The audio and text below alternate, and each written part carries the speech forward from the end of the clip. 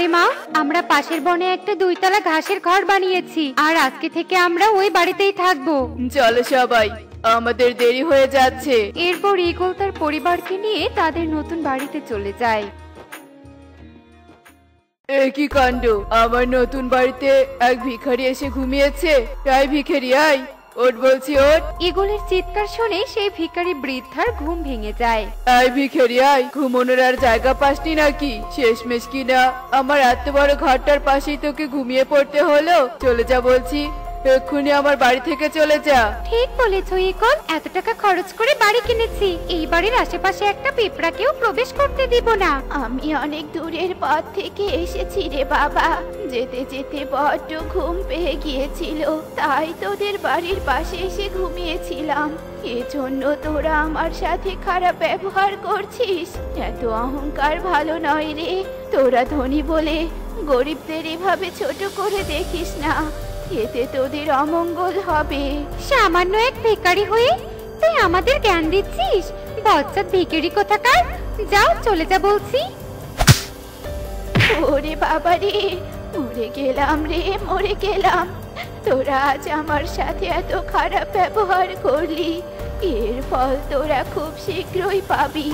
তোদেরকে আমি অভিশাপ দিচ্ছি, তোরা এই বাড়িতে প্রবেশ করার আগেই সাপ হয়ে যাবি। এরপর সেই ভিখারি কাঁদতে কাঁদতে সেখান থেকে চলে যায়। আর ঈগল ও ঈগলি ভিখারির কথায় কান্না দিয়ে যেই না বাড়ির ভেতরে যাবে, ঠিক তখনই তারা দুটো সাপে পরিণত হয়। এ কি, আমরা তো সত্যি সত্যি সাপ হয়ে গেলাম। তবে কই ভিখারির অভিশাপ সত্যি হলো? ইয়া ঈগল, এখন কি হবে? মা, বাবা, এ তোমাদের কি হয়ে গেল? তোমরা তো সাপ হয়ে গেলে, এখন আমি কার সাথে থাকবো? সত্যি ইগলি, আমরা আমাদের অহংকারের জন্য ভিখারি বৃদ্ধাকে অনেক অপমান করেছি। আমাদের অহংকারের অধঃপতন হয়েছে ইগলি। এখন আমাদেরকে ওই বৃদ্ধাকে খুঁজে বের করতেই হবে, আর তার কাছে ক্ষমা চাইতে হবে। ঠিক আছে, শোন রে মা, আমরা ফিরে না আসা পর্যন্ত তুই ঘর থেকে বের হবি না, কেমন? আচ্ছা ঠিক আছে মা, তোমরা তাড়াতাড়ি ফিরে এসো। এরপর সাপরূপী ঈগল ও ঈগলি সেই ভিখারি বৃদ্ধার খোঁজে চলে যায়। অন্যদিকে সেই বৃদ্ধা অনেক দূরে চলে যায়, তাই সাপরূপী ঈগল ও ঈগলি সেই বৃদ্ধাকে খুঁজে পায় না। আর এভাবে দেখতে দেখতে সন্ধ্যা হয়ে যায়। ও বাবা, আজ মনে হয় নাগ নাগিনকে ধরতে পারবেন না, এদিকে সন্ধ্যাও হয়ে আসছে। চলো না বাবা, আমরা বাড়িতে চলে যাই। ঠিক বলেছিস, চল। তবে একবার যদি নাগ আর নাগিনকে ধরতে পারি, তাহলে ওদের গুপ্তধনের সন্ধানও নিতে পারবো। তারপর আর আমাদের অভাবে দিন কাটাতে হবে না। এরপর কালু সাপুড়ে ও তার ছেলে কনক বাড়ির দিকে যেতে থাকে। আর হঠাৎ এক ঝোপের ভেতরে সে দুটো সাপ দেখতে পায়। পেয়েছি, দুটো সাপ আমি পেয়েছি। দেখি বিনটা, আর একবার বাজিয়ে দেখি। আমার মন বলছে এরাই হয়তো আসল নাগ নাগিন। এ কথা বলে কালু বিন বাজাতে শুরু করে। এ কি, বিনের আওয়াজে আমার মাথা ঘুরছে কেন? আয় সাপুরে আয়, বিন বাজানো বন্ধ কর। আমরা নাগ নাগিন নই, বন্ধ কর। তার থেকে বড় কথা, আমরা কোনো সাপ নই। তোরা সাপ নাকি বিড়াল তা তো আমি নিজের চোখেই দেখতে পাচ্ছি। আর তোরা যে নাগ আর নাগিন, এতে আর কোনো সন্দেহ নেই, কারণ কোনো সাধারণ সাপ কথা বলতে পারে না। এ ক্ষমতা শুধু নাগ আর নাগিনের আছে। ও বাবা, তাহলে তুমি এই নাগ নাগিনকে এই ডালিতে বন্দি করে ফেলো, আর আমাদের বাড়িতে নিয়ে চলো। সাপরূপে ঈগল ও ঈগলিকে নিয়ে বাড়িতে চলে যায়। বিশ্বাস কর, আমরা সাপ নই। আমরা এক বৃদ্ধার অভিশাপে এমন রূপ ধারণ করেছি, আর আমাদেরকে সেই বৃদ্ধাকে খুঁজে বের করতেই হবে, আর তার থেকে ক্ষমা চেয়ে নিজেদেরকে অভিশাপ মুক্ত করতে হবে। হ্যাঁ, তোরা আর আমাদের আটকে রাখিস না, ছেড়ে দে আমাদের। চুপ কর, অনেকক্ষণ থেকে তোদের বানানো গল্প শুনেছি। এখন তাড়াতাড়ি করে বল, তোরা তোদের গুপ্তধন কোথায় লুকিয়ে রেখেছিস? তা না হলে আমি তোদেরকে মেরেই ফেলবো। দেখলে তো ঈগল, অহংকার করার কারণে আজ আমাদের কত বড় শাস্তি ভোগ করতে হচ্ছে। ঠিক বলেছ ইগলি, একবার যদি আমরা এই অভিশাপ থেকে মুক্তি পাই, তাহলে আর কখনো কারোর সাথে খারাপ ব্যবহার করব না। কি হলো, তোরা আবারও গল্প বলতে শুরু করলি?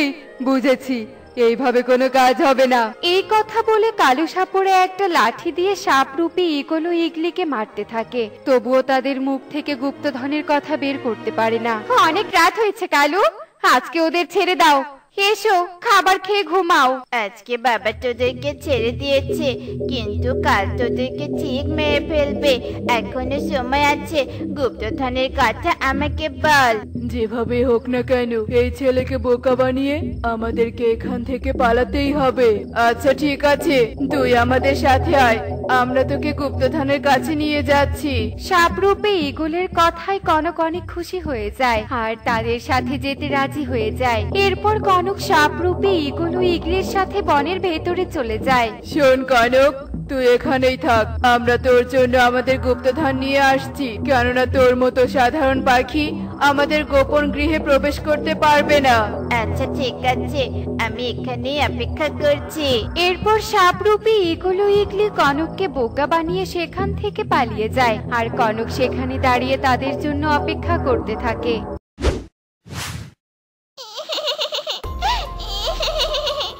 বাঁচাও, কেউ আমাকে বাঁচাও, আমাকে যে সাপে মেরে ফেললো, বাঁচাও। ওই দেখো ইগল, টুনির মেয়েকে সাপটা কিভাবে পেঁচিয়ে ধরেছে। চলো ইগল, আমাদেরকে ওকে বাঁচাতে হবে। এক্ষুনি ওকে ছেড়ে দিয়ে পালিয়ে যা, তা না হলে আমরা দুজন মিলে তোকে মেরে ফেলবো। দুটো সাপকে দেখে টুকিকে পেঁচিয়ে ধরা সাপটি পালিয়ে যায়। তোমরা আমার জীবন বাঁচালে, তোমাদেরকে অনেক ধন্যবাদ। চলো তোমরা আমার সাথে চলো, আমি তোমাদেরকে উপহার হিসেবে 2 বাটি গাভীর দুধ খেতে দিব। টুকির কথা শুনে সাপরূপী ইগল ও ইগলি অনেক খুশি হয়ে যায়, কেননা তাদের অনেক খিদে পেয়েছিল। আর টুকির বাড়িতে গিয়ে তারা সেই ভিখারি বৃদ্ধাকে দেখতে পায়। আমরা তোমার সাথে খারাপ ব্যবহার করে ফেলেছি বুড়িমা, তুমি আমাদেরকে ক্ষমা করে দাও। এ কি, তোরা সাপ হয়ে সামান্য এই বৃদ্ধার কাছে ক্ষমা চাইছিস কেন? কারা তোরা? ওরা আমার জীবন বাঁচিয়েছে বৃদ্ধা ঠাম্মি, ওরা খুব ভালো সাপ, কিন্তু ওরা তোমার কাছে ক্ষমা চাইছে কেন? এরপর সাপরূপী ইগল ও ইগলি সবাইকে সব কথা খুলে বলে। সত্যি ইগল দাদা, তোমরা বুড়িমার সাথে খারাপ ব্যবহার করে অন্যায় করেছো। আর বুড়িমা, ওরা যখন নিজের ভুল বুঝতে পেরে ক্ষমা চাইছে, তাহলে তুমি ওদেরকে ক্ষমা করে দাও। আচ্ছা ঠিক আছে, আমি তোদেরকে ক্ষমা করে দিলাম আর আমার দেয়া অভিশাপ তুলে নিলাম। এরপর সাপরূপী ইগল ও ইগলি তাদের আসল রূপ ফিরে পায়। বজ্জাত, তোর বোকামির কারণে আমার কাছ থেকে নাগার নাগিন হাতছাড়া হয়ে গেল। হয়েছে, ছেলেটা বুঝতে পারিনি, তুমি ওকে ক্ষমা করে দাও আর আবারও নাগার নাগিনকে খুঁজে বের করো। দেখলে তো বন্ধুরা, অহংকারের পরিণতি কি হয়। অহংকার করলে অধপতন হয়, তাই আমাদের অহংকার করা উচিত নয়। এমনই সব মজার মজার শিক্ষণীয় টুনি পাখির গল্প দেখতে আমাদের সাথেই থেকো। আর গল্পটি কেমন হয়েছে তা কমেন্টে জানাতে ভুলো না কিন্তু। Bye bye. এই যা, একটা দেয়াল বানানো শেষ হতে না হতেই মাটিও শেষ হয়ে গেল। আবার আমাকে মাটি আনতে হবে। আমি আসলে কোনো কিছু ঠিকমতো ধারণা করতে পারি না। যাই, আবার মাটি নিয়ে আসি, আর তো উপায় নেই। কি, ইঁদুর কি ওখানে বাসা বানানোর জন্য মাটি নিয়ে আসছে? না না না না, এই ইঁদুরকে তো ওখানে বাসা বানাতে দেয়া যাবে না। আমি ওই সুন্দর ঝুরঝুরে মাটিগুলোতে শাকসবজি রোপণ করবো। হা হা হা হা হা। এরপর কালু কাক কোদাল নিয়ে উঠতে উঠতে সেখানে যায় আর দেয়াল ভেঙে গুড়িয়ে দিয়ে মাটিগুলো কোদাল দিয়ে ছড়িয়ে দিতে থাকে। আর তখন ইঁদুর পুনরায় মাটি নিয়ে সেখানে আসে আর কালু কাককে ঘরটা ভাঙতে দেখে ইঁদুর খুবই অবাক হয়। একে কালু দাদা, তুমি কি করলে এটা? আমি এত কষ্ট করে ঘর বানাচ্ছিলাম আর তুমি কিনা আমার কষ্টের ঘরটা ভেঙে দিলে। এ কেমন অন্যায়! চুপ কর ইঁদুর, আমি কোনো অন্যায় করিনি। আমি এখানে শাকসবজি রোপণ করব, তাই জমি প্রস্তুত করছি। তুই কি অন্য কোথাও ঘর তৈরি কর। সে কি কথা কালু দাদা, তুমি আমাকে তাড়িয়ে দিচ্ছ কেন? তুমি বললেই তো আমি এখান থেকে চলে যাব না। আমি ঘর বানানোর জন্য এখানে অনেকগুলো মাটিও নিয়ে এসেছি। আমি পরিশ্রম করে মাটি নিয়ে আসবো আর তুমি সেই মাটিতে শাকসবজি চাষ করবে, সেটা তো হতে পারে না। ওরে 1.5 ইঞ্চি বাচ্চা ইঁদুর, যত বড় দেহ নয় তত বড় কথা। তুই কি না আমাকে শেখাবি কি হবে আর কি হবে না? শোন ইঁদুর, আমি যখন বলেছি এখানে আমি শাকসবজি চাষ করব, মানে এখানেই শাকসবজি চাষ করব। তোমার শরীরে জোরবল আছে বলে আমার সাথে এমন অন্যায় করতে পারো না। এমন করলে আমি প্রধান মশাইয়ের কাছে গিয়ে বিচার দিব। কি তোর এত বড় সাহস? তুই আমাকে কিনা প্রধান মশাইয়ের ভয় দেখাচ্ছিস? দাঁড়া ইঁদুর, তোকে দেখাচ্ছি মজা। রাগে গজগজ করতে করতে কালু ইঁদুরকে জোরে একটা লাথি দেয়, আর ইঁদুর ছিটকে গিয়ে টোনার সামনে পড়ে। আর ইঁদুর কাঁদতে কাঁদতে টোনাকে সব কথা বলে দেয়। কি এত বড় সাহস? কালু, তুই এই ছোট্ট ইঁদুরটার সাথে এমন অন্যায় করতে পারিস না। এখনো সময় আছে কালু, এখান থেকে চলে যা, নয়তো ইঁদুরকে নিয়ে আমি প্রধান মশাইয়ের কাছে যাব। আর তোর নামে বিচার দিয়ে তোকে কিভাবে শাস্তি দিতে হয় সেটা আমার খুব ভালো করে জানা আছে। ওরে টোনা, সুযোগ পেয়ে তুই কি ইঁদুরের পক্ষ নিয়ে কথা বলছিস? শোন টোনা, আজ বাধ্য হয়ে আমি তোর কথা মেনে নিচ্ছি ঠিকই, কিন্তু আমি এর বদলা নিব। যা যা, তোর কথায় আমি ভয় পাই না। ইঁদুর, তুই একদম চিন্তা করিস না। ওই কালু আবার যদি আসে তবে তুই আমাকে জানাবি। এবার তুই নিশ্চিন্তে ঘর বানাতে শুরু কর। তুমি আমার বড় উপকার করলে দাদা, নয়তো বদমাইশ কালুর জন্য আমার এত পরিশ্রম বৃথা হয়ে যেত। ইঁদুরকে আশ্বস্ত করে টোনা সেখান থেকে চলে যায়, আর ইঁদুর ঘর বানাতে শুরু করে। টোনা উঠতে উঠতে বাসার দিকে যেতেই টোনা টুনির কান্নার আওয়াজ শুনতে পায়। ওরে বাবারে, ওরে মারে, মরে গেলাম রে, মরে গেলাম। পেটটা কি ব্যথা করছে, এবার আমি কি করব? এখন তো টোনাও বাসায় নেই। এই তো আমি চলে এসেছি বউ। কি হয়েছে তোমার? তুমি এভাবে কাঁদছো কেন? কি যন্ত্রণা হচ্ছে বলো টুনি, আমাকে বলো। আমার প্রচন্ড পেট ব্যথা করছে, মনে হচ্ছে আমার ডিম দেওয়ার সময় হয়ে গিয়েছে। আমি আর সহ্য করতে পারছি না টোনা, আমার বড্ড কষ্ট হচ্ছে। তোমার কষ্ট আমি বুঝতে পারছি টুনি, কিন্তু এই কষ্ট যে তোমার সহ্য করতেই হবে। ছানার মুখ দেখার জন্য তোমাকে ডিম দিতেই হবে। কেঁদো না টুনি, শান্ত হও। টোনা টুনিকে শান্ত করার চেষ্টা করতে থাকে, আর বেশ কিছুক্ষণ কষ্ট ভোগ করার পর টুনি একটা ডিম দেয়, আর ডিম দেখে টোনা টুনি ভীষণ খুশি হয়।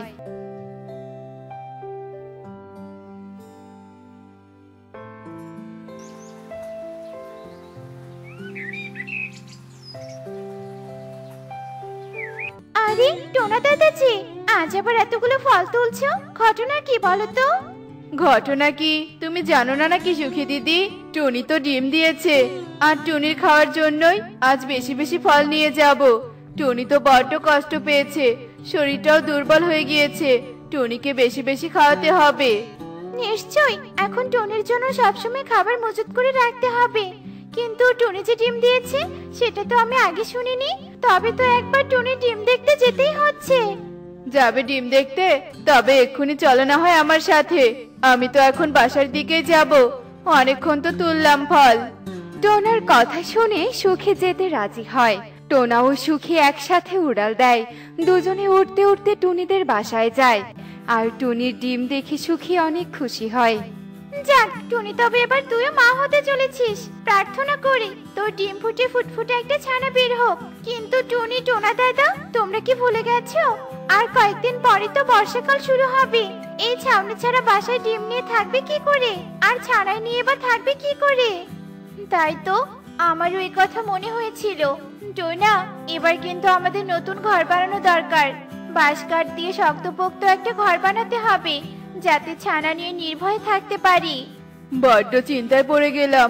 এবার আমি কি করব? একটা ঘর বানানো তো আর মুখের কথা নয়, কত বাঁশ কাঠ সংগ্রহ করতে হবে। ভয় পেও না টোনা দাদা, কাল থেকে বাঁশ কাঠ সংগ্রহ করতে শুরু করে দাও। দেখবে কঠোর পরিশ্রম করলে কয়েকদিনের মধ্যে বাঁশ কাঠ সংগ্রহ করে আবার ঘর বানাতে পারবে। কষ্ট ছাড়া তো আর কেষ্ট মেলে না। সুখীর উৎসাহ পেয়ে টোনা নতুন ঘর বানানোর সিদ্ধান্ত নেয়, আর পরের দিন থেকেই টোনা বাঁশ আর কাঠ সংগ্রহ করতে থাকে। আর এসব দৃশ্য কাকুলি কাক দেখতে পায়। হঠাৎ করে টোনা এমন বাঁশ কাঠ বইতে শুরু করে দিল কেন? নতুন ব্যবসা নাকি নতুন বাসা বানানোর পায়তারা? ব্যবসা হলে তো এত কম কাঠ সংগ্রহ করতো না। মনে হচ্ছে টোনা দাদা নতুন বাসা বানাবে, আর আমার স্বামী কেমন পড়ে পড়ে ঘুমাচ্ছে।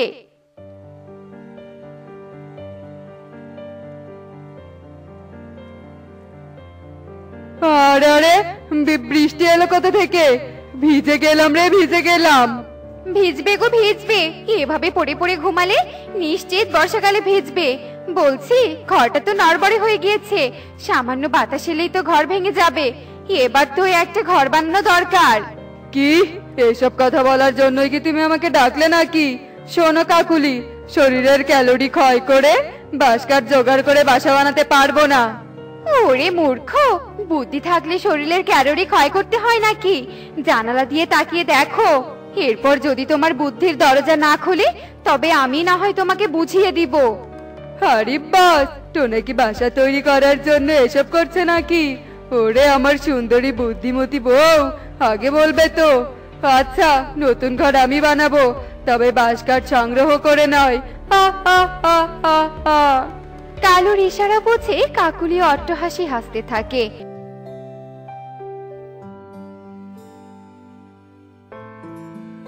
আর রাতের আধারে কালু কাকুলি মিলে টোনার বাসার কাছে যায় আর বাঁশকাঠ সব চুরি করে, আর বাঁশকাঠগুলো শুকনো লতা পাতা দিয়ে ঢেকে রাখতে থাকে।